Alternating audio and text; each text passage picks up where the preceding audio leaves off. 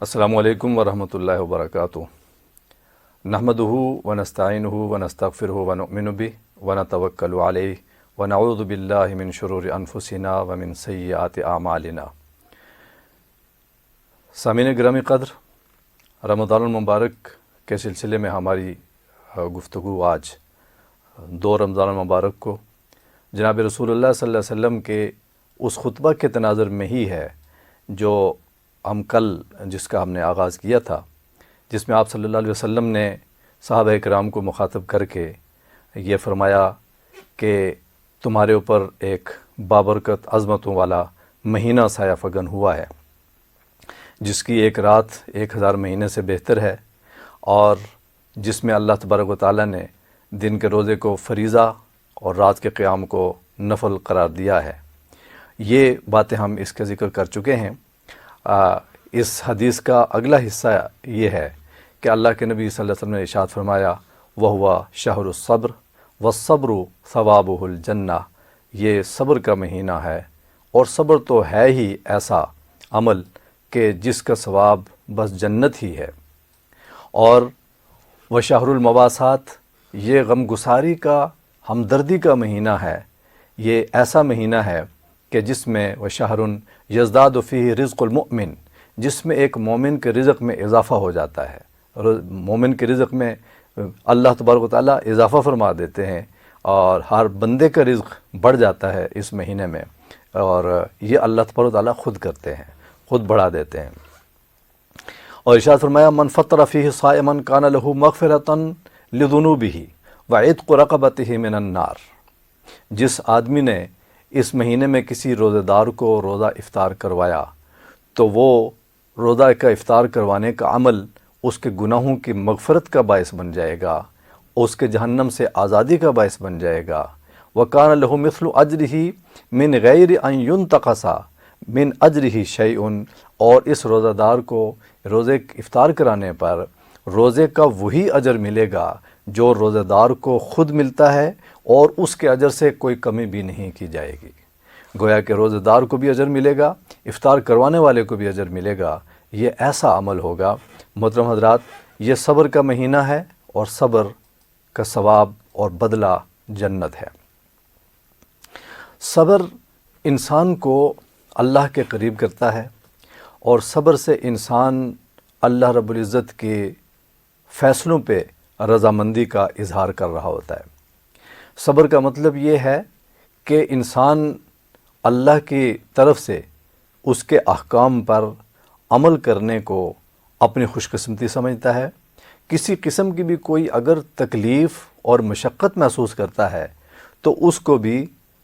کسی وجہ سے، پریشانی کی وجہ سے، اس مشقت کی وجہ سے عمل کو نہیں چھوڑ دیتا، بلکہ عمل پر پورے طریقے سے کاربند رہتا ہے، اور وہ مشقت برداشت کر لیتا ہے اللہ کی رضا کے لیے۔ صبر کا مطلب فقط یہ نہیں ہے کہ کسی تکلیف کے آ جانے کی وقت انسان اس وقت خاموش رہے، انسان برداشت کر لے، بلکہ صبر کا مطلب یہ بھی ہے کہ انسان اعمال صالحہ کے اوپر کاربند رہے،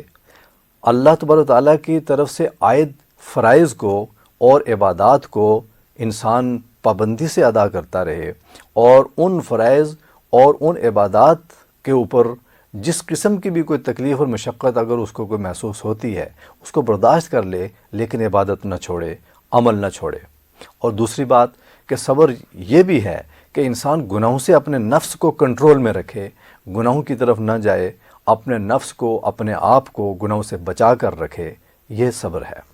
گویا صبر یہ ہوا کہ انسان نیک اعمال، فرائض اور باقی تمام نیک اعمال پر کاربند رہے، استقامت کے ساتھ، مسلسل ہمیشگی کے ساتھ، دائمی طور پر انسان یہ عمل کرتا رہے۔ کبھی کبھار نیک اعمال ہو گئے اور پھر بیچ میں ٹوٹ گئے تو یہ صبر نہیں ہوگا۔ صبر یہ ہوگا کہ انسان ہمیشہ نیک اعمال پہ اپنے آپ کو کاربند رکھے۔ پھر دوسری بات کہ انسان گناہوں سے اپنے آپ کو روکے رکھے، یہ بھی ہمیشہ کا ہے۔ دائمی طور پر انسان نیکی کے دائرے میں رہے، اپنے آپ کو گناہوں سے انسان روکے رکھے۔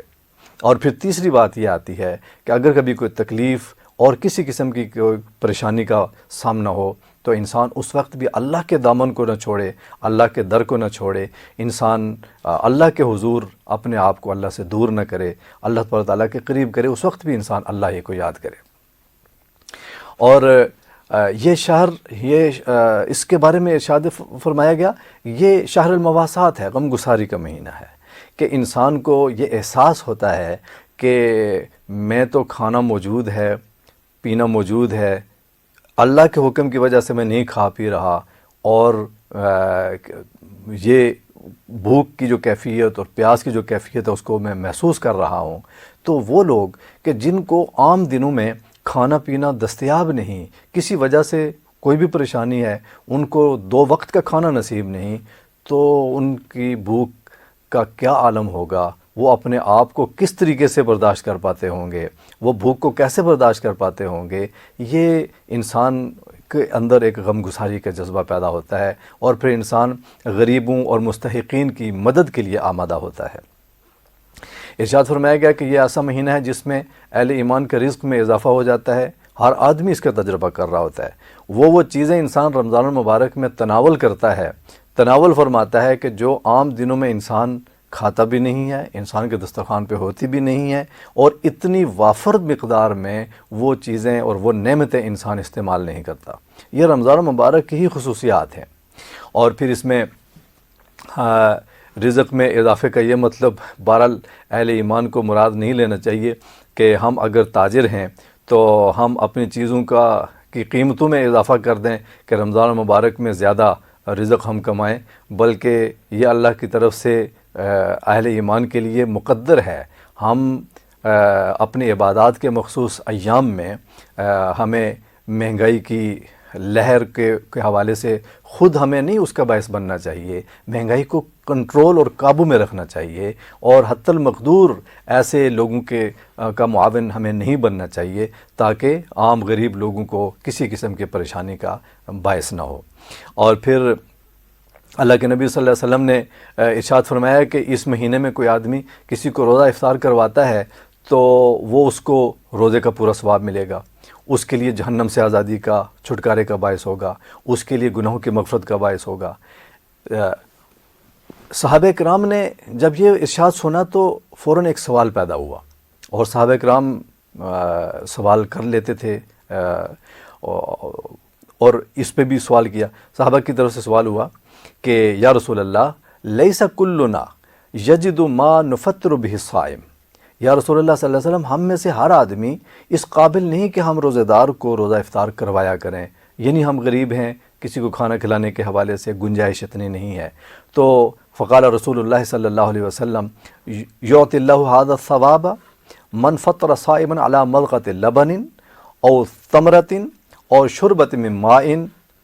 اللہ کے نبی صلی اللہ علیہ وسلم نے فرمایا کہ میں نے جو تمہیں یہ عرض کیا، یہ بتایا ہے ثواب روزہ افطار کروانے کا، کہ جو روزہ افطار کروائے گا اس کے لیے گناہوں کی مغفرت کا باعث ہوگا، اس کے جہنم سے چھٹکارے کا باعث ہوگا، اور اس کو روزہ دار کے ثواب جتنا ثواب ملے گا یہ اس صورت میں بھی ملے گا کہ جب کوئی آدمی کسی کو ایک پانی کے گھونٹ سے اس کا روزہ افطار کرواتا ہے، لسی کے گھونٹ سے، دودھ کے گھونٹ سے کسی کو روزہ افطار کرواتا ہے، ایک کھجور کے ٹکڑے سے کسی کو روزہ افطار کرواتا ہے، تو اس کو بھی یہ ثواب ملے گا۔ وَمَنْ أَشْبَعَ صَائِمًا سَقَاهُ اللَّهُ مِنْ حَوْضِ شُرْبَةً لَا يَظْمَأُ حَتَّى يَدْخُلَ الْجَنَّةَ، اور جو آدمی روزہ دار کو پیٹ بھر کے کھانا کھلائے گا تو وہ آدمی تو اتنا ثواب پائے گا کہ اس کو پھر قیامت کے دن میرے حوض سے اس کو پلایا جائے گا، اور ایسا پلایا جائے گا، ایسا سیراب کیا جائے گا کہ پھر وہ جنت میں داخل ہونے تک پیاس محسوس نہیں کرے گا۔ سبحان اللہ۔ تو روزہ افطار کروانا کتنا آسان عمل ہے، یہ کس قدر آسان عمل ہے کہ ایک پانی کے گھونٹ سے بھی کسی کو روزہ افطار کروا دیا جائے۔ آپ اندازہ کیجئے، ہم تکلفات کے ماحول میں ہیں آج کل،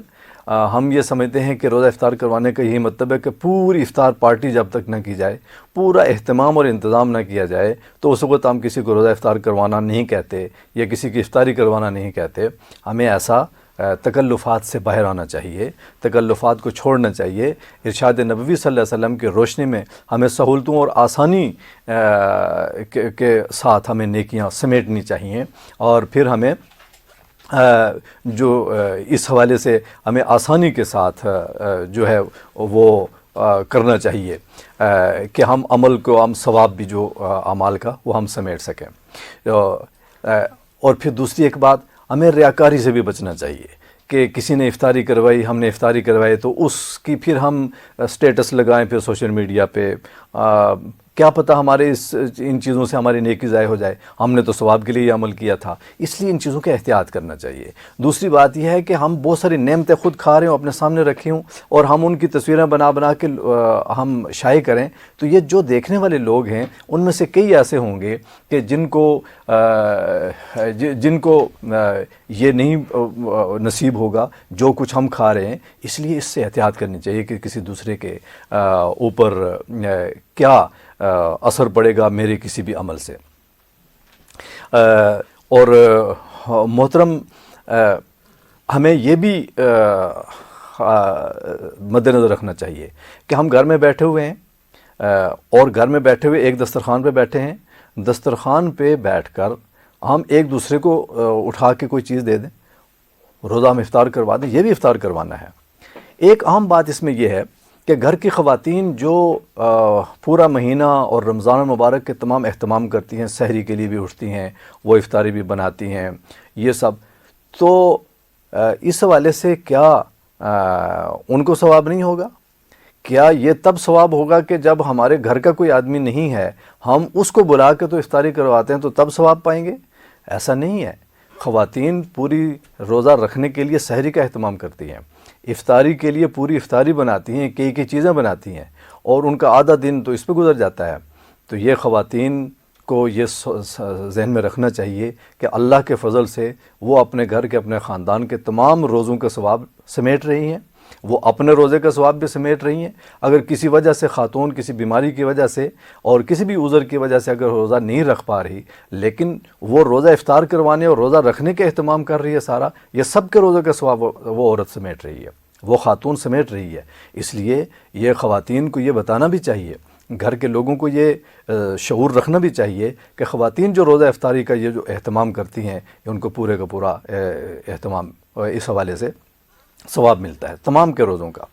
اور اس مہینے کے حوالے سے اللہ کے نبی صلی اللہ علیہ وسلم نے فرمایا، وَهُوَ شَهْرٌ أَوَّلُهُ رَحْمَةٌ وَأَوْسَطُهُ مَغْفِرَةٌ وَآخِرُهُ عِتْقٌ مِّنَ النَّارِ۔ یہ وہ مہینہ ہے کہ جس کا اول رحمت ہے، جس کا درمیان مغفرت ہے، اور جس کا آخر جہنم سے آزادی ہے۔ اس لیے اس کا اول رحمت ہے، اس لیے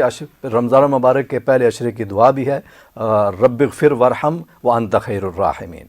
یہ پہلے عشرے کی دعا ہے، رب اغفر وارحم وانت خیر الراحمین۔ اور پھر ارشاد ہوا، ومن خفف عن مملوکی فیہ غفر اللہ لہ وعاتقہ من النار۔ جس نے اپنے ماتحت، اپنے غلام، اپنے ملازم سے